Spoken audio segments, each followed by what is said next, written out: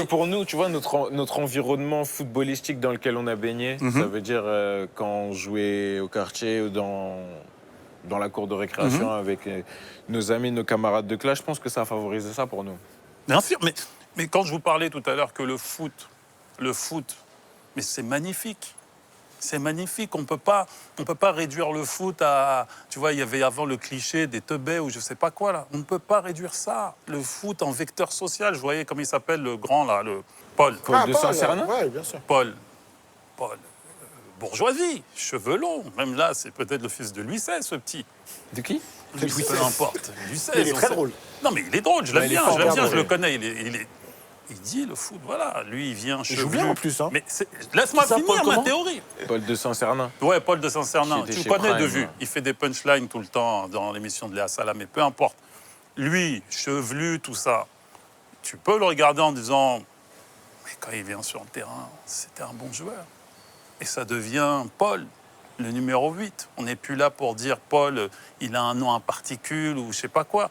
Le foot apporte ça.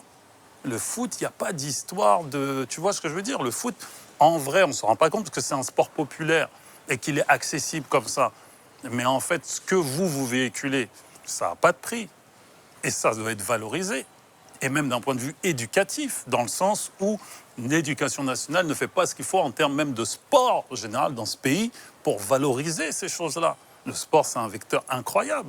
D'émancipation, de partage. Ça apporte des choses en termes de valeur. Moi, j'ai jamais, pourquoi aussi j'aime le foot, j'ai jamais autant ri que dans des vestiaires de foot. J'ai jamais autant ri dans les défaites ou dans les victoires. Mais les défaites, c'est même là où tu ris trop. En district, mais nous, on était fait. Pas vous. Nous, quand on perdait des 10-2. Des scores catastrophiques où à 5-0, il faut rire. Sinon, si tu ris pas à 5-0, et tu ris, frère. Bien sûr. À la fin, il y a eu des matchs où tu vas dans le bus, t'es à côté de ton gars. On a pris plein aujourd'hui. Tu t'en rigoles. Mais Tu peux rien faire, c'est normal.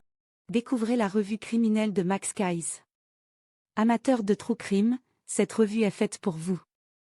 Max Guys vous plonge dans les affaires criminelles les plus marquantes avec des analyses poussées, des détails inédits et une narration captivante.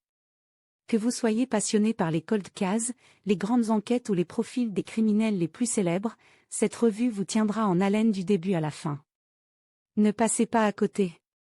Procurez-vous votre exemplaire dès maintenant en cliquant sur le lien en bio.